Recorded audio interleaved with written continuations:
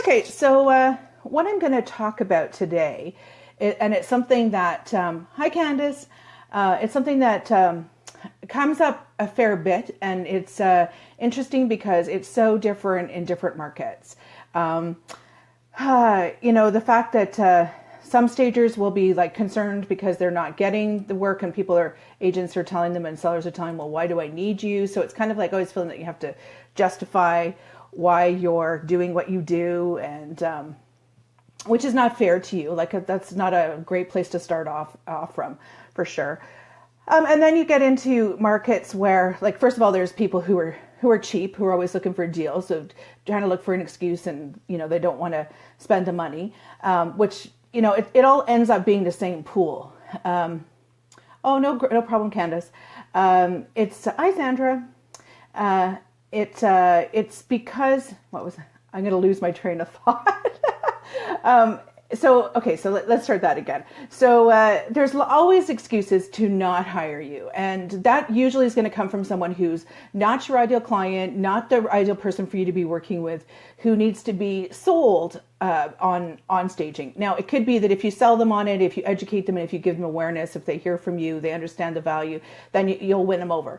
But if they continue to argue and be sort of, you seem to be at cross purposes as to your value, I'm going to take my glasses off, and I think that might be better. Then that kind of crosses a whole. That's an excuse. That really is an excuse. And when agents are telling you, well, it's a cool market and we don't want to spend the money because it's going to be long term, and versus like a really hot market where like, oh, we don't need you because houses are selling themselves, they're all going over list. It's always an excuse. And you'll notice that in any kind of market, there's always stagers who are busy. And that's because they're working with the clients who see the value in them. So when we were talking about last week about finding your ideal client and working with your ideal client, this is one of the reasons that pays off, that you are really targeted in your marketing. So you're reaching the people who truly want to work with you, because not only they want to work with you, but because they see the value, they know the value, and they know they can't do the job without you. And so really it's an excuse when they say that, when they use the market or the hot or the cool or whatever as an opportunity to think, oh, well, I don't have to invest in staging. I don't have to put the money out there. It's going to sell on its own. So, I'm going to use the GTA market because that's where I am, the Greater Toronto Area. It has been, I think I've said this, probably you've heard me say this, it's been a crazy, crazy market. I listened to somebody who on a show yesterday who had their house evaluated at $450 3 years ago, and now it's being evaluated at 1.7. And that's, I think, from 2015, maybe, 2015 or 2016 to 2017. So the market is ludicrous. And of course, that if you're a stager or you're getting into the market and you're a new stager, the thought of that would be, well, I'm going in at the wrong time. But the thing about staging is that, and if you haven't heard this before, you're going to hear it from me today. The thing about staging is it transcends all markets, because in the end, the most important thing, or the overarching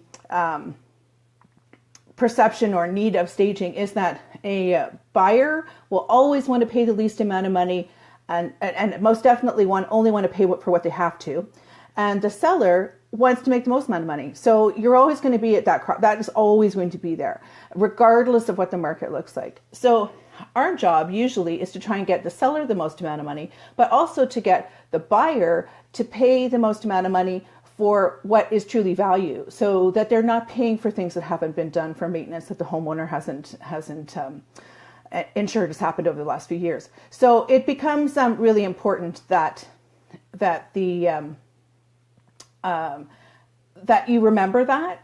It's really relevant to how we perceive, how we approach our clients every day, that we know that in the end, they all want to make money and pay the most, or get the most money and pay the least amount of money. And then as long as you realize that that's a principle that is going to apply regardless, then you can use that to your advantage whenever someone says, well, do I really have to pay for staging? It's such a hot market. People will always have competition when they're selling, and they will always have, there will always be another house on the street. There will always be another house that's nicer, one that's worse. And there are always going to be houses on the market in a slow market that they still have to sell. Like the sellers still, I mean, I can remember my parents back in the 80s, and we had it wasn't a big working farm or anything, but we had kind of a hobby farm. We had 100 acres. We had a 100-year-old home. It was like a beautiful little spot. And it was on the market for 18 months. And when I think about how much it was like $60,000, I think they got in the end. And it was less than what we had paid for it when we bought it. And that was when interest rates were 18%, and it was crazy. It was just ridiculous. But I can remember us sitting on the market, and my mom and dad really stressed because, I mean, like I think of it now, and I think of the Toronto market, and you expect your house to sell tomorrow. Like, it goes on the market today, and you expect to have signed the papers and it'd be gone tomorrow, which is how the Toronto market is working right now. And so when I think back to us sitting waiting for 18 months, and my mom was a pretty good decorator, so we took care of the house. But can you imagine taking care of it for 18 months?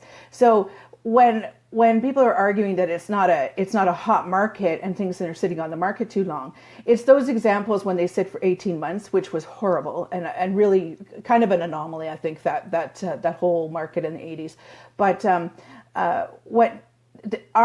where we are really able to help with that is that when you are able to stage and make the house look so attractive to buyers through MLS, through the photos, and you're staging exactly for that targeted buyer, and you're part of that marketing team for that house, and you've merchandised that property, then the house will sell that much faster.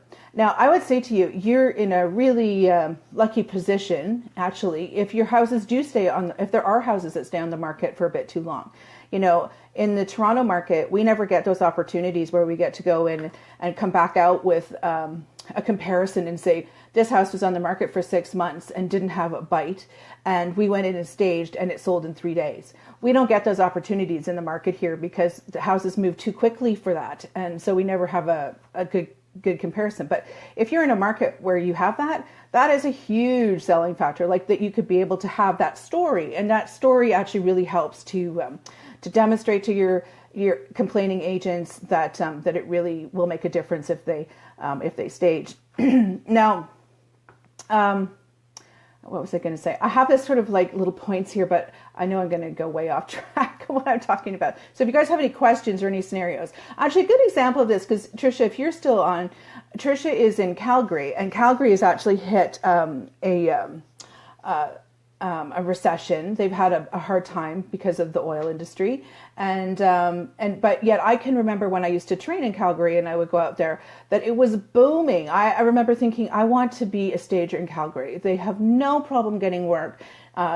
Customers will pay the highest price that I know of across the country to stage a property consistently. And I want to be here. And then, of course, that sort of changes because now their market is in a bit of a recession. And I won't necessarily, Tricia, if you want to chime in and say anything, you certainly please do. But I would say that the great stagers, the ones that really sort of embrace that change, and I don't mean that they love it, but they embrace it. Good, you're coming back. So, and you know why you're coming back? Because you kept on doing it and you kept on working. So, and you kept on selling your value and what you do. So the thing about, you have to kind of ride out the storm. I always remember a stager in, who you probably will have heard of, Lori Kim Polk, who unfortunately passed away last year. She was a wonderful, wonderful woman. And she had, I always remember her telling me that she lived in Sacramento, which is where my parents actually happened to live. And so we would have dinner whenever I was visiting my parents. And I remember her telling me that she rode out that whole horrible California market in sort of 2008, 2009, where real estate plummeted. She rode that out by changing what she does and changing her approach to her business. Instead of like sitting back and thinking, okay, so this has got to, I've just got to sit here and ride it out, and that my business will run exactly the same as it always did, and then being upset because it wasn't running the way it should, and that you weren't getting the business. And from what she had told me, many stagers had gone completely out of business because they've not changed how they do their business. And what she had done was And you see this still on, like if you watch Flip and Flop or any of those shows, especially in the California market, where a lot of homes were just abandoned. And a sidebar from that was that when houses were abandoned, they were often also abandoned with their pets, which I think is the most tragic thing. My mom and dad have not a Burmese, I forgot what his name is, Great Pyrenees, and she's a beautiful dog, and she was a rescue who was abandoned and left in a house, and that apparently golden retrievers, the rescues in California are full of golden retrievers because of that, because people couldn't afford to stay in their house, and then they would go to a rental that wouldn't take them, and they wouldn't take a dog, and they also couldn't afford to keep their dog. So very sad all the way around the whole thing. But anyway, so what Lori Kim Polk would do was she would go and stand on the courthouse steps when the houses were being auctioned off, and she would talk and chat and with all those flippers and those people who were taking full advantage of the market and buying houses at nothing and taking them and going and flipping them. They weren't real estate agents necessarily. So for her, that was like a very different, she turned her business, and it grew immensely from that, because she was able to, she had a very different market all of a sudden. Like she was working with contractors and flippers who never necessarily would have staged, but because they met her, because she impressed them, she gave them value, and then she kept on giving them value by what she did. She had this market that ensured that when the recession ended and people were starting to stage again and houses were starting to sell, that she was in it, and she did very well as a result of it. So her business was probably like one of the foremost staging businesses, and still is, I believe, in Sacramento. And she was like a big cheese with Risa as well. So I think the point being that you have to roll with the market if you see it changing. If you think that the way you've been doing business isn't working now, then you have to think about what do we need to do to change that business. Sorry, I got a swing in my eye. To ensure that you do roll with that business, right? So I'm not sure what Trisha did necessarily. Actually, I do know what Trisha did. Trisha started, because you were fairly new in your business, Trisha. So she started, and correct me if I'm wrong, she started working with another stager, and she sort of changed how she wanted to do things. She didn't necessarily want to stage because she also knew that her market would be was primed to having really great consultations. So she started marketing really great consultations. And even if her clients couldn't use her for staging because they couldn't afford her, they knew that the much smaller and maybe a proportional investment that they could make them still thousands of dollars more, and without killing their clients and without having to struggle. So one of the things is that you change your story. So you change how you make things run. And that's very important. So you have to roll with it, because you have to be prepared to change how things work, and to take on, not necessarily to go against your values and what is important to you in your business, but to take those things and shift it so that it works with what the needs of the market are right now, and how well you can accommodate it. And that's one very important thing to do. Now I will also, see, there you go. Trisha started out assisting two amazing stagers, and those stagers, because they have longevity in the market, their agents are already, they probably took a little bit of a hit in this as well. But I know that one of them, Yvonne, I think I mentioned her before, she does her little videos. Well, that has started since all this happened. And I don't know if that's the reason she was doing it, but she took advantage of technology, and she made sure that people knew that she was out there staging and that they needed to hire her and that she was going to bring them value. So people that are looking for that value will continue to look for that value. If they've worked with you and you demonstrated that value, they will continue to want that from you, because they can't imagine listing any house without you. Now, I will tell you that those are like those are the cream of the crop agents. Those are the ones you want. And when you think of the fact that you need 6 to 10 of those agents, and when you get those agents, you'll survive these ups and downs for sure, happily, without having to modify too much. Then you're in a good way. What was I going to say? Kind of went out a little off track there, but when to say that you modify what you have in order to make that work. So when you are thinking about what services are going to appeal to people, you want to make sure that they're the services that are going to survive that market, that the people that are in your market right now who are perhaps it's a cool market, so things aren't selling really quickly. What can you, and you're getting having a hard time getting people to think about investing in staging, and seems like a bit of an uphill battle. Then you modify what you can do. We've talked before about like being able to always having that service in your back pocket that you can come out and say, well, I do this as well. Like Trisha with her great consultation, her more meaty consultation, because not everybody's consultation is the same. Like some stages go in for 45 minutes, and I don't know how you do a thorough consultation in 45 minutes, but if you do a 2-hour consultation, I give you this, this, and this, and this, and this, and here's my value, and this is what other sellers have found from working with me, then you up the ante for them, and you make it hard for them to say no, and hard for them to think that that it's not a good idea to invest in you. Now, so in a cool market, that's a stress, I think, for a lot of stagers, is that their sellers don't want to invest. So as I said, so you target the realtors who continue to stage, because they will continue, and you continue to believe and be confident in your value. So in a hot market where it is right now, and this is kind of what prompted this, a lot of stagers will come to me, and agents actually, and asking, well, why would I stage in such a hot market? And the thing is that in a hot market, again, the seller still wants to make the most amount of money. The buyer still wants to pay the least. And at the moment, buyers, I think, are being quite screwed over. Like, I can't believe the dollars that they'll spend on a house. But anyway, that's their prerogative. But if they'll spend that much on a house because they think there's value in it and they think they must have it, then they'll do that for staging as well, if they believe in it, if you've sold the value of it, right? Anyway, where was I with that? So in a hot market, when I get asked this question, the thing is, as I said, the seller still wants to make the most money, buyer still wants to pay the least amount of money, and it still is going to have competition. And if you have your house staged, it means that you actually are able to probably fine tune your target market, because you're staging for that market. So that means that you're getting more of the right buyers in.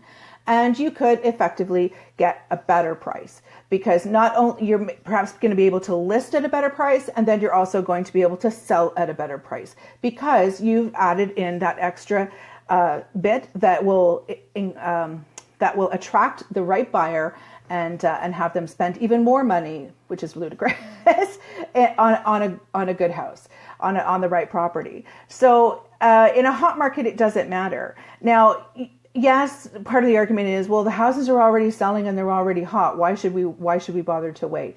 And I say, why would you not pay for a stager if you know you can get more money? I think agents, and it's really interesting too, because so don't assume just because the house is going to list high and potentially could sell high, and I've said this before, that agents are willing to pay for staging, because they still look at staging as an expense, and they look at it as an expense that they don't want to incur. And if they are a realtor who doesn't necessarily have a ton of listings all the time and a lot of turnover, or they're buying agents, then they are not necessarily going to have the cash flow to be able to invest in the staging. So they're always going to be looking for the cheapest, which is shameful. I really do think. Here's a tip for you. If you are, and this is market dependent, try and encourage your agents to split the staging costs with their seller, or to let their seller pay part of it, or that they'll match it, or even let the seller pay for it. When a selling agent is working with the right buyers, and they have like pinned down who their ideal client is, and I have a couple of agents who are like this.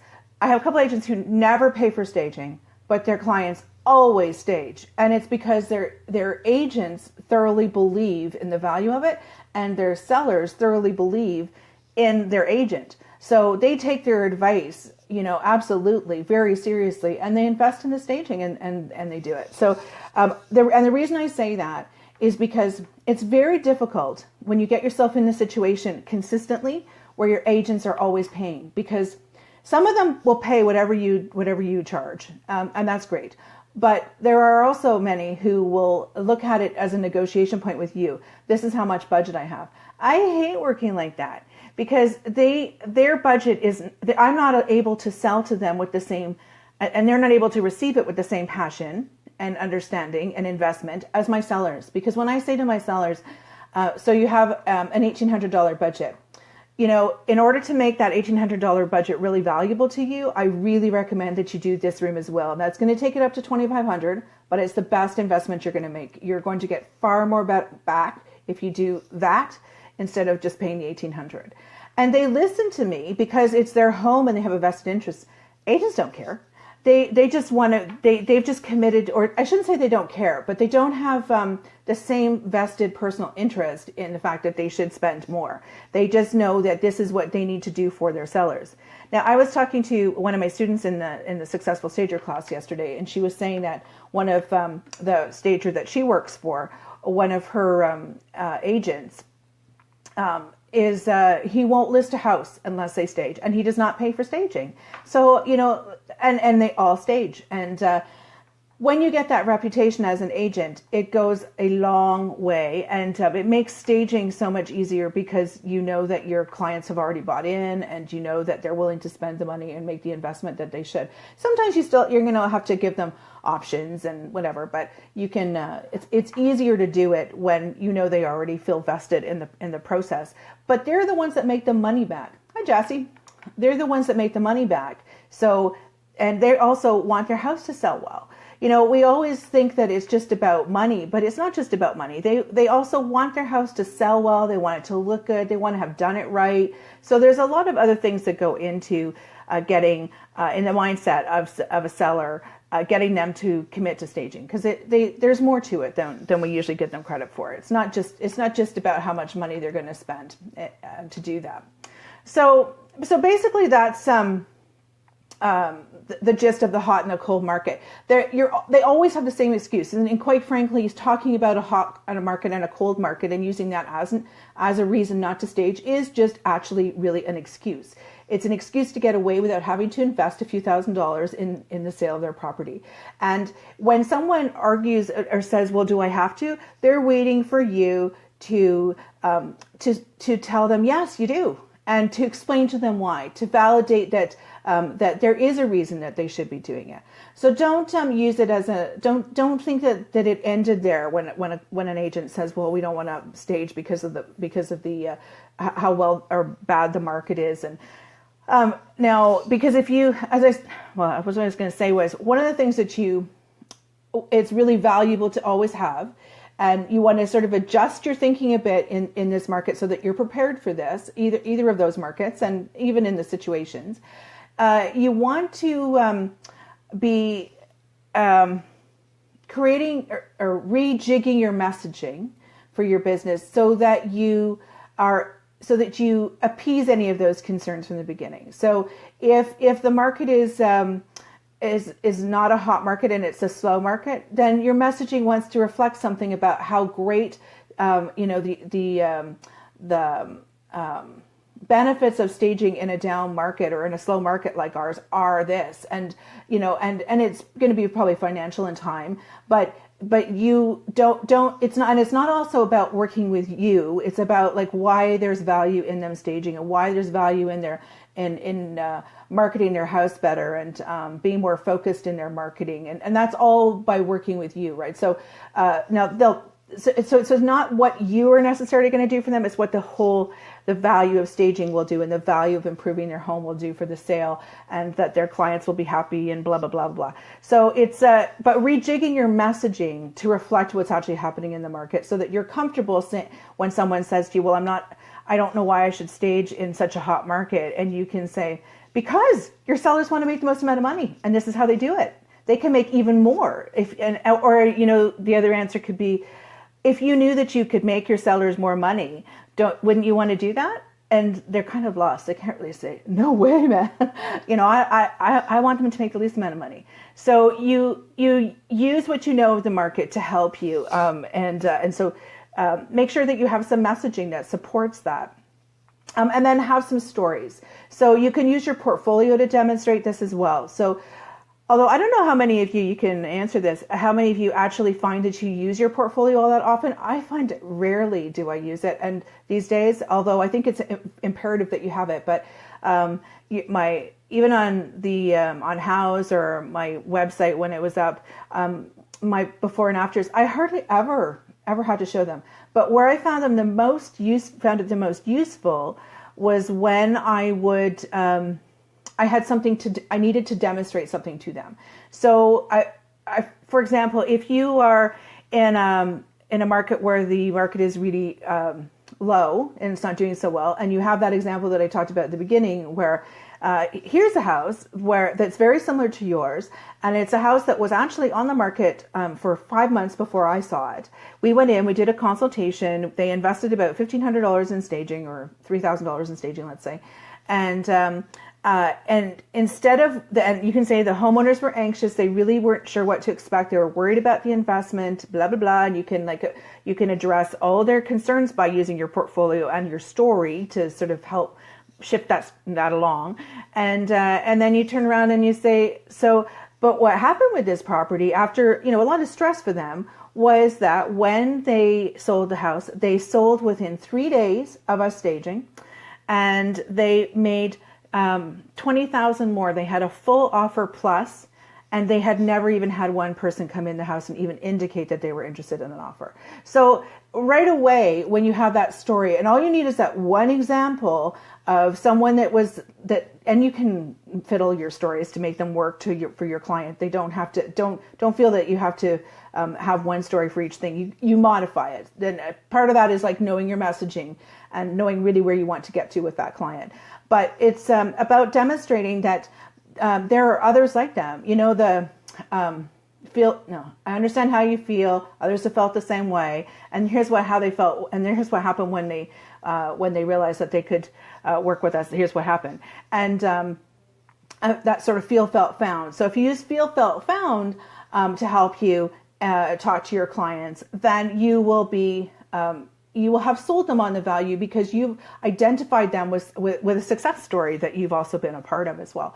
And people are very, they don't want to say no to that. That means that maybe it says they didn't want success, or and sometimes people just don't have the money to invest, and that's understandable. And I always say that if they don't have the money to invest in staging, you can give them packages that will work. And this is definitely where you see this in a lower moving market, where people are more hesitant to make that investment. Here's options. Here's 3 pricing options that we can do for you. If that doesn't work for them, and remember, you give them less, but you don't reduce your price. So you just, if they say they can't afford it, then your answer is, well, here, why don't we take out this room, and you get to decide, not them, because you're the expert.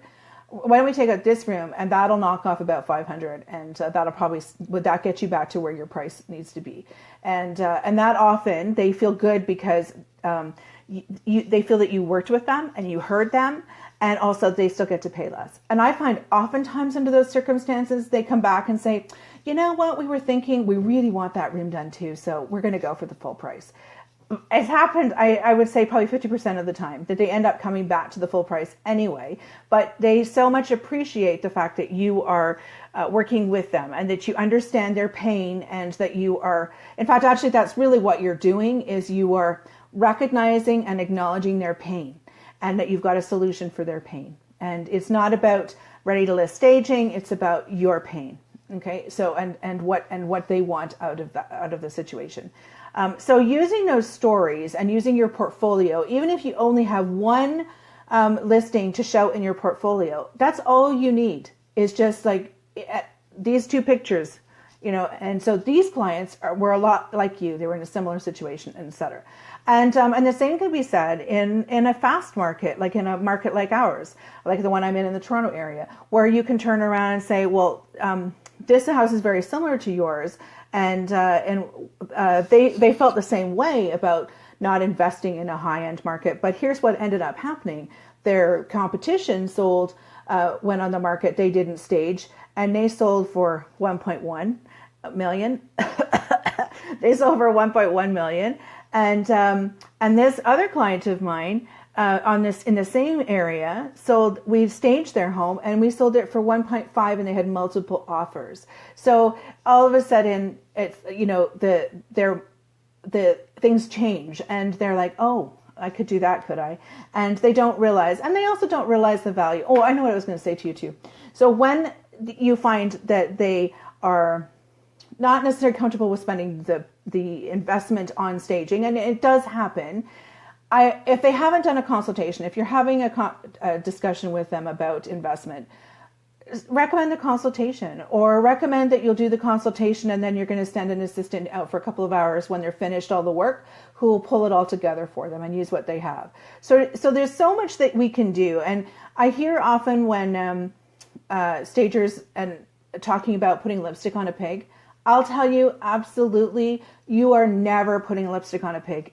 If you go with that attitude, you will not get the job, and you will suffer for that. But if you instead think about it as helping someone who needs your help, who doesn't have a clue what they're doing, and that you can actually go and be of value to them, it's not lipstick on a pig. Hands down, I'm telling you that when I was teaching for CSP, we used to do we would go out and do face-to-face training with our not face-to-face training. We'd do go to a house and we would do a staging. And often those homes, and I'm just trying to think if there's anybody. Well, Trisha would have been on one of those. Often those homes we go to, and they are, they didn't know we were coming. They didn't know we were coming. They had, or until the day before. So they had done no work. So we're going without having had a consultation, without having seen the insides. And the work that you can do to make a difference in a property, all you have to do is one of those to know absolutely hands down the difference that you can make. So Denise says, not every job is photo worthy, but we can still add value. Absolutely. And the funny thing is that you can make it photo worthy if you just focus on, like, let's say that you just wanted to be able, if you went and did a consultation and you knew that those homeowners were not ever going to, like, the market was just too slow for them. They could not invest. They're so strapped by their mortgage payments. And actually, that's another thing too, is that you can use in a slow market the value of getting the house sold faster by investing in staging, because when they invest in staging, they are also reducing their time on the market. So they're actually able to spend less carrying costs in their home as well. So there's an opportunity to promote the value, because it'll be a faster sale and they will save money on their carrying costs that would otherwise just drag out. And also too, if they don't do it from the very beginning, then they run the risk of losing those first 2 weeks on the market, where they're going to have the biggest impact as well. So those are a couple of things. But definitely, if you are in a property and you know they're not going to stage, they can't afford $2,000 or whatever the quote was, you're in a position where you can give them quite a thorough consultation and their to-do list, but you're also in a position to be able to give them a DIY plan and tell them exactly what they need to do in order to get their house ready. And you don't actually have to. I usually do my DIY plans as like double the consult cost. So whatever my consult cost was, it's double that, and we'll go back to my office and create like a pretty hands-on DIY plan. And that way they can be ready. Or if you send an assistant in for a couple of hours, and again, sort of usually mine's, I think, I can't remember what it is now, but double the cost for a couple of hours.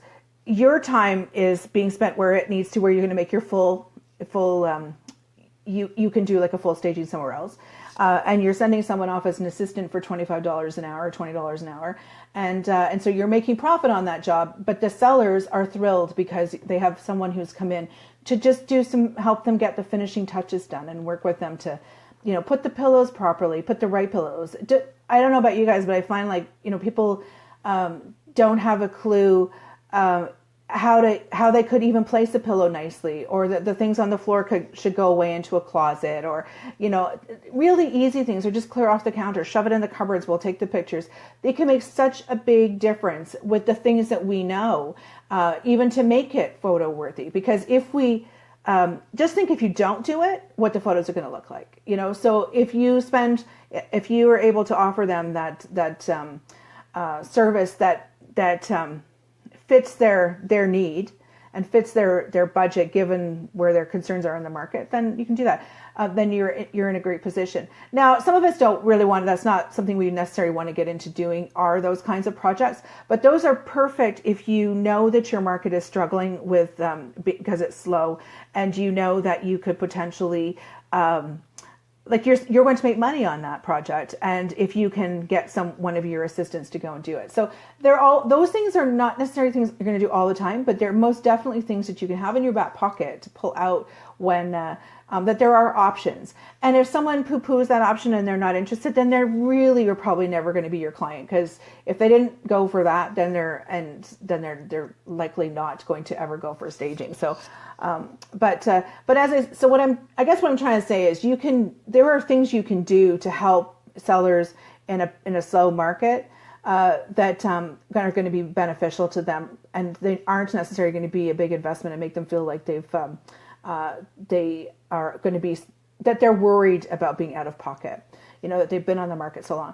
Best thing though is, of course, is if they stage right from the very beginning and they're sold more quickly and they don't lose money carrying costs, and they make money on their investment in staging. So anyway, so using that portfolio to demonstrate and having those stories that really validate their pain point and their concerns.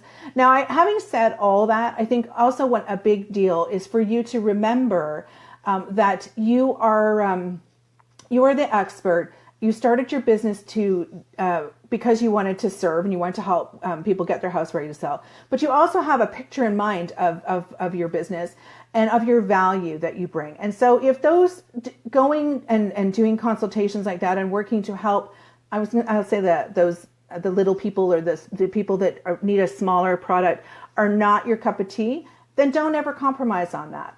I will say that if you're confident in what you're doing and you know that you have value, you are likely going to be busy in those markets regardless. And if you look around you at the stagers who are busy in a market that is a tougher market for some reason or other, those stagers never doubt their value, and they continue to market to their ideal client, and their ideal client continues to want to use them because they've demonstrated their value, and they continue to do that. And so you have to keep.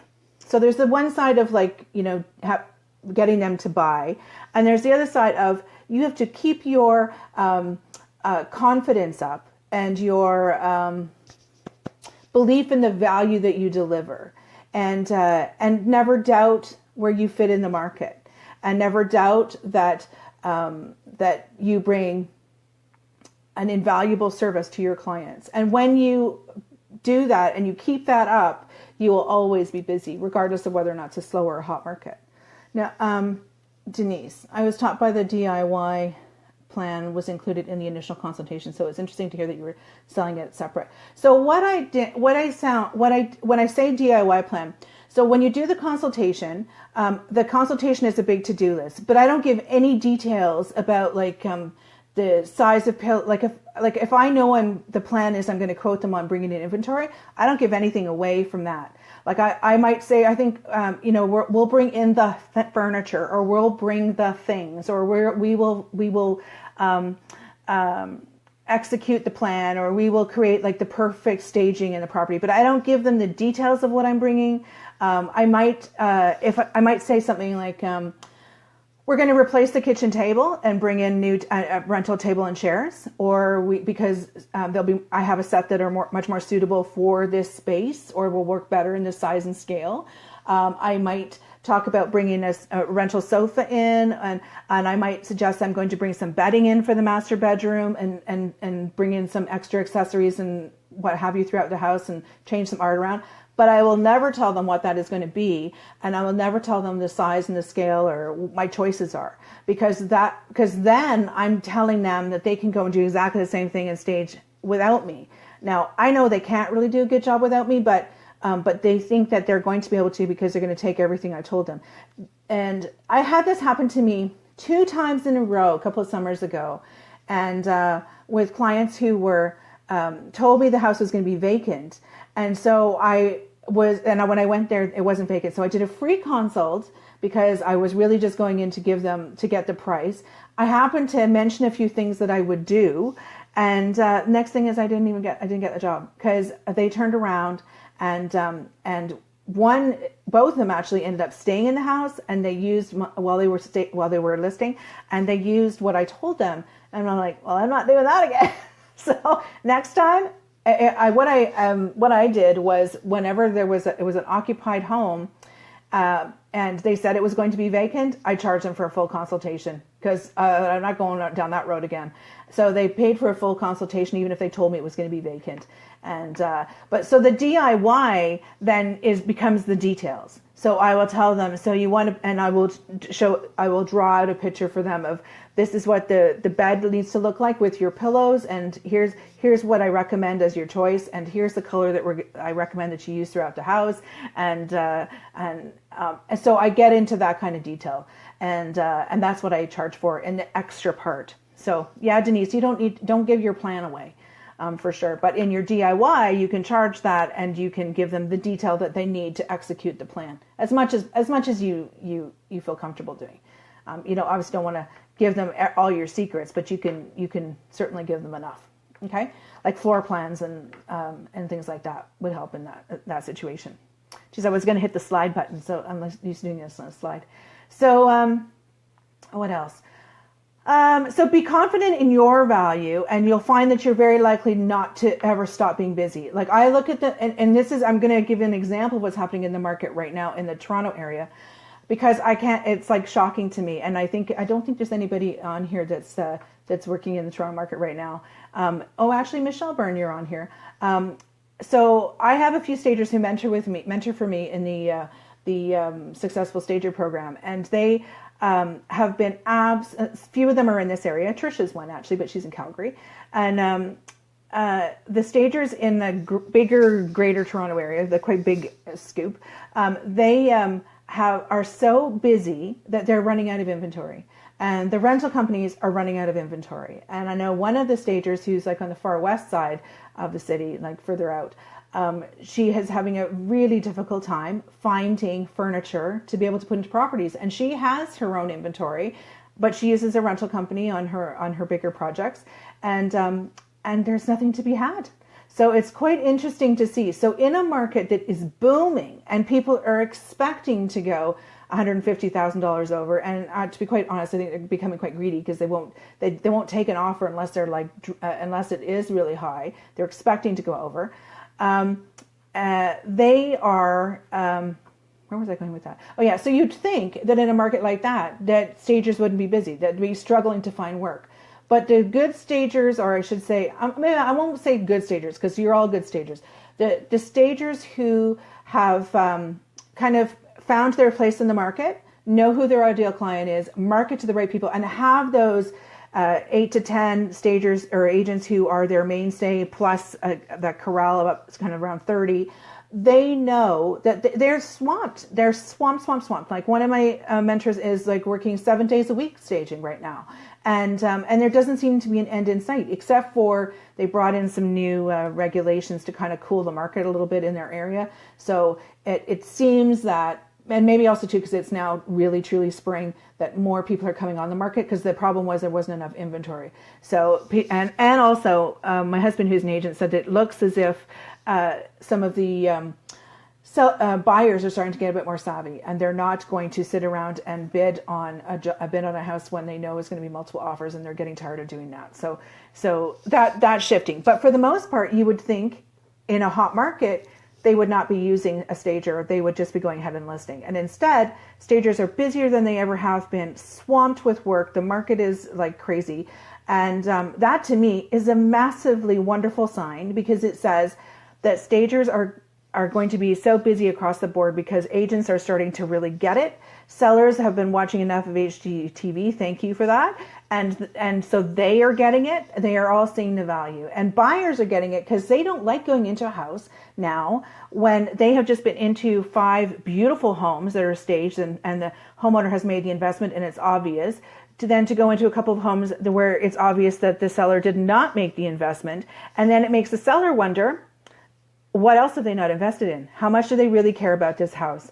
And since we know that buyers actually aren't very good at looking past what they see, and nor do they typically want to make renovations, This is a good sign, a really good sign. And I have to say, what happens in Toronto really probably translates into a lot of other big cities as well, and markets across North America. So I think we're in a really good position to start to see that stagers are busy all the time. Yay! So it's just, it's been 15 years plus of pushing in the industry and educating realtors, and we continue to have to do that. But it definitely starting to see, like, I see this as we're reaping the rewards of all the hard work of stagers before us.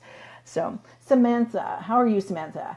Do you mean that when you were doing the vacant consultation that all their stuff is still there? Yeah. So if I know that, like, if they've told me beforehand, we're going to do, we're not going to be here, we're going to leave the house, we're going to take out all the furniture, we want you to actually, sometimes they'll leave some of the furniture. So, but they're also expecting me to bring in rental stuff. So I'll go and, well, I did go anyway.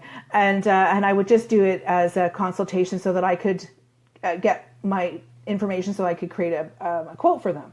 And I stupidly would not charge for the consultation. But the problem is, as soon as the seller is there and as soon as they have furniture in the house and it's not empty when you go, they ask you questions.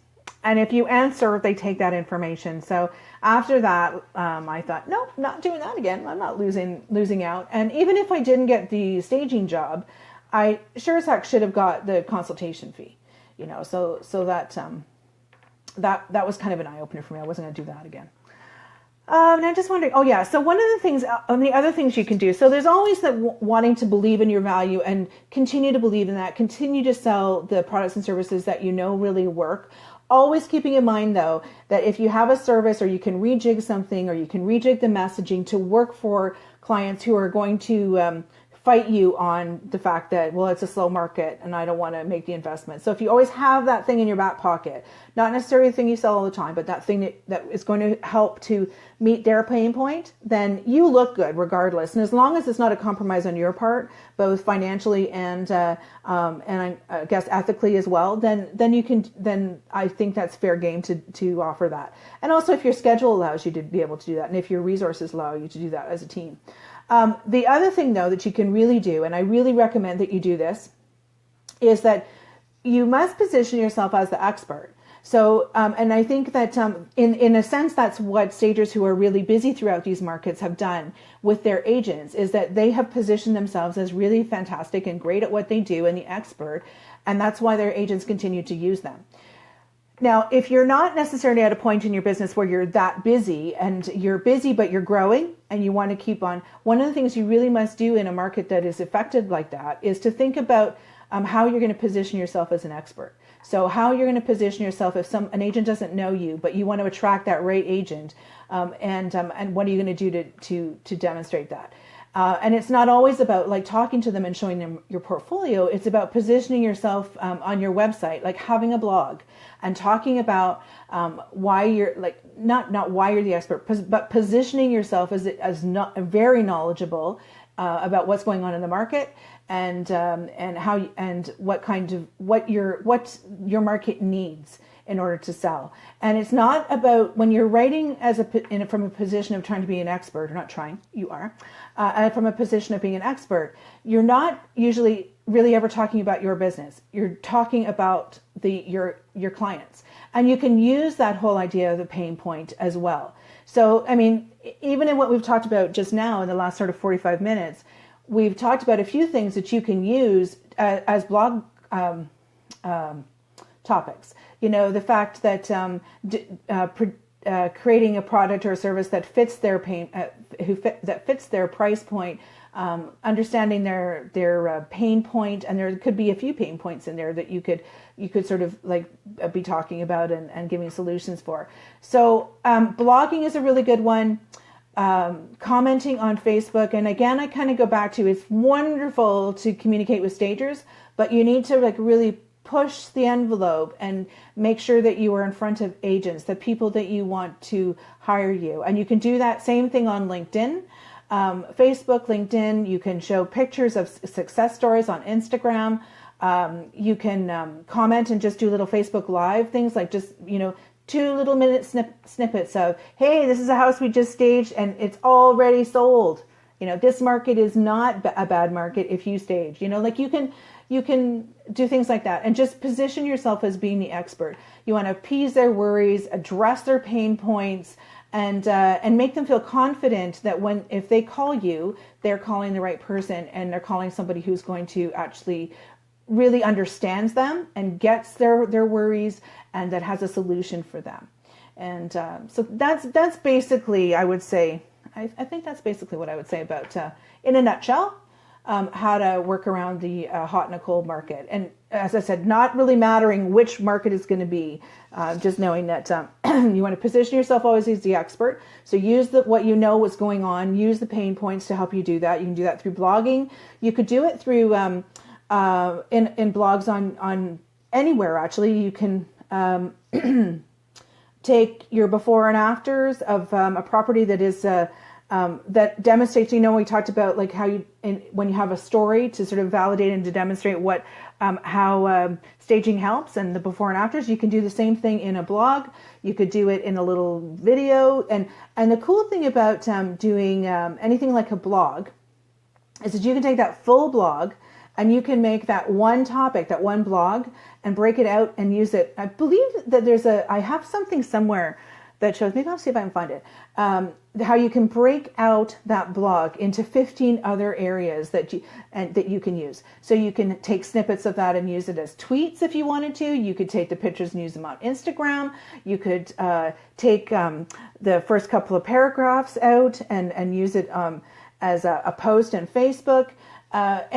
But you can, however you do it, you can capitalize on using one article to go a long way, and continue and send it to your clients even. Use it as an opportunity. Hey, I wanted to share this with you. I don't know if Facebook still does this, but you used to be able to go into your list of friends and actually pull people out. And have a category, so that if you had like one that was all realtors, that you could post or send directly to realtors. In fact, actually, this morning, my husband shared with me, I think they're called bots. I haven't really caught quite on to that, exactly what that is yet, but where you start to get messages and marketing in your Facebook Messenger. Now, I'm a little hesitant. I wanted to do something like that the other day, and I was a little hesitant because I feel kind of like I'm invading your privacy a bit, but I don't, well, we'll see what happens if people get irate with it. But anyway, this one was from a stager in Toronto, who, ironically, I've never heard of. Which is unusual. It's not unusual that I haven't heard of them, because there's a fair bit of stagers in Toronto, but he gave himself such a profile that I was surprised that I didn't know who he was. And anyway, he did that, and he, I guess, pegged my husband as a realtor. So my husband got this little ad in his private messenger, in his Facebook Messenger, and when you clicked on it, it took you to the website, and he had like a sign up form to get a quote. Now, you don't have to do that specifically, but you could certainly, there's a way to target your list through Messenger and to be able to send an article, and you don't want to make it long, but you can talk about the value of, I don't even want to say the value of staging, but you want to be the expert. And as I said, it's sometimes hard to not want to talk about staging, but what we're really trying to do is win our agents over with the fact that we actually really know about the industry, and we know about real estate, and we know how to help their client, and we know about their pain point, and we have solutions for that. So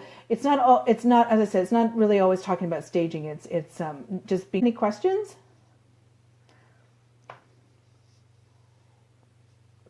Ugh, it's cold. No? Okay. So we've been talking for close to an hour. So I hope that's helpful. I wonder if I should just run down again. So just make sure you're the expert. So you can do that by blogging, by showing your portfolio and demonstrating before and afters. Thanks, Carol.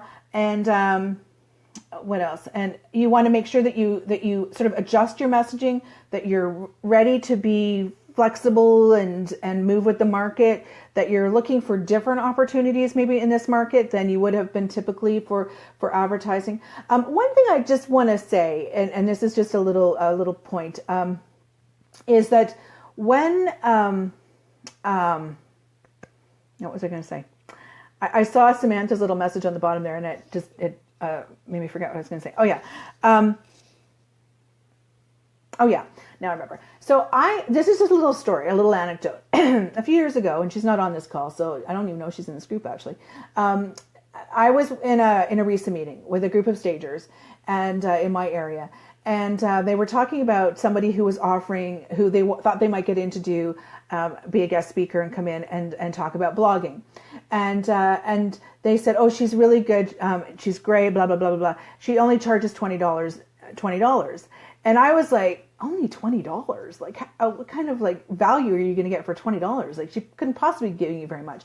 And I said as much, and everybody was like, well, not everybody. There were a few stagers who were very quick to say, no, like people won't pay in this market. They won't pay for more than $20, so that's what she charges. And I'm like, that's crazy. I just spent $1,000 on a course to teach me how to do that. And so that's crazy. You're making gigantic assumptions about what happens in your market. And then we were talking about staging, and they were saying, well, yeah, but people won't pay for staging. Like, I'm hard pressed to get people to spend more than $1,200 or $1,300, let alone $3,000. And I had to say, but I just finished $2,000-$3,000 plus jobs in this neighborhood. So how can you say that? So the point of what I was trying to get across, and what I'm saying to you is, be careful about assuming that you know what your market will bear and what your market will pay. Just because you have limitations, you have an idea of like what their limitations are going to be, does not mean it is actually true. Because people, in the same way that they want to make the most amount of money, you can't assume that they don't want to spend money to invest in it. And I think sometimes agents make that assumption about their clients. That they, in fact, I have an agent that I'm going to see do a consult on Tuesday, and she's afraid to tell them they need to paint. Well, I'm not afraid to tell them they need to paint, but she thinks her clients never stage, and I'm wondering if she just never gives them the opportunity. So you need to give them the opportunity to spend that money, to make that investment, and you can't assume that they're not going to make that investment. So anyway, it was just an interesting aside, because I think your perception of who your customer is and what they'll invest is not always going to be the same as actually truly what they will spend and invest on as well. So just an important thing to keep note of. So when you're in a slower market, that's why I say be flexible and accommodating to be able to provide a service for somebody who can't afford to do it. But don't assume that that's going to be that everybody can't afford it. Because if they can afford your $2,500 staging, then and you've just given them like a DIY for $500, wouldn't you rather have done the $2,500 staging for them? But you assumed that they wouldn't go for the $2,500, which is also another reason why when you're pricing, you actually really want to have like three options for them, so that you give them that good, better, best, and so that good, better, best includes the lowest price point that you think is worthy of staging. Okay, so Samantha has a question. Does Facebook Messenger not fall under CASL? So I'm assuming that CASL is advertising standards, right? I don't think so. I think, and it may change, but I know for sure I've had at least 3 in the last 10 days been sort of at the end of a marketing campaign, at the receiving end of a marketing campaign through my Messenger. And Messenger, the format has really changed lately too. Like there seems to be a couple of things that I'd really love to get off there, but a couple of things that, it's something about like sharing pictures and moods and things like that, which I really don't need to know anybody's mood in my Messenger. But anyway, it's kind of weird. But I don't know. Yeah, the anti-spam. I don't think so. Oh, actually, no. You know what, Samantha? You could be right on that. And I don't know if my husband had signed up for something, opted in on something, and then got that. I think if you opt in, like definitely the ones that I got through Messenger, I opted in for information. I just wasn't expecting it to come through on my Messenger. So maybe that's the difference, is that I opted in. Okay. All right. So good. It was wonderful seeing you guys. I hope you have or at least knowing that you're there. I hope you have a wonderful weekend and the weather's good. I know in Toronto, like next Monday, Tuesday, Wednesday, the weather looks like it's bleak, warm, but dark and raining. So I can't wait for that one. The only benefit to that is the trees will be full of leaves afterwards. Yay. So anyway, have a lovely weekend, guys. And if you guys, oh, I think I have a topic. That's right. So next week I'm going to talk about surviving your first year in business. Actually, it's not even surviving your first year in business, but some tips and tricks and things to get you really moving in your business in the first year. You're very welcome, Anita. Thanks, Jennifer. And what was those? Oh, yes. And I also want to tell you, too, that I'm going to start doing, and I made some noise about this yesterday. This is something I've wanted to do for a long time. I have actually two things. First thing I would say to you is the Successful Stager, my next class is starting soon. So if you know anybody who is interested in becoming a stager and wants to take a training, I'm very happy with it. I think it's a really good program, very thorough. You get your mentors. I don't think, Michelle Burns on the class. She's in the class. I'm very happy with it. I would also tell you that it's not just for a new stager. I would say 2/3 of the people in the program right now are all graduates of other programs, and all have had really good feedback. A lot of it is because it's not so much about the staging skills. You learn that for sure, but you also learn the business end of staging. So you learn to price well. I have templates and formulas that I give you. You get like a whole lot of stuff with that. So if you know anybody, please message me or let them, and I'll give you the URL, or maybe I'll post it and you can share it. And I'm happy to talk to anybody who's thinking about the program and see how it fits into their lifestyle and into their plans. And the other thing is that I'm going to start, I've been building for the last 18 months a whole lot of content. So I have like tons of different topic areas, and I'm breaking them down into smaller sort of 45-minute videos. And I have a ton of supporting tools and resources that go with all those. So what I'm going to do is create a membership site or a membership opportunity that once a month I'm sending out, kind of like a wine club to start with anyway. I'm going to make it a full website, a full, so you can pick and choose. But to start, thank you, Tricia. It's to start with, I'm doing it kind of like a wine club. So you get a video, a tool, and also we'll do a live session once a month as well, so that we'll focus on that topic, and we'll do a live Q&A too. So that's for anybody who signs up as a member, and it'll be a monthly membership. And then I'm hoping what we're also going to do is have a couple of, because you'll be these VIP members, that will also do a couple of virtually live, or even virtually live and a real live, which I'd love to do, event over the year as well. So I think it'll be really good. I'm really excited about building that community and of successful stagers and getting everybody on board. So anyway, you're going to see that coming from me and in the group, and I hope that it doesn't bother anybody that I'm marketing it in there, but you are my market for that particular project, and I think it'll be a really great way of like building up your knowledge in the community, because it's I love doing these, and I'll continue to do them live, and because I think it's very helpful. And if you tell me that you want to hear about something in particular, I am happy to pop that in as a topic, and we can also do some Q&A stuff more as well. So anyway, it's all about you. So just give me some pointers in the direction of where you want it to see. All right, so have a wonderful weekend, and I'll be back on next Friday at 10 o'clock, and you can bring your coffee, and otherwise I will see you soon. Take care.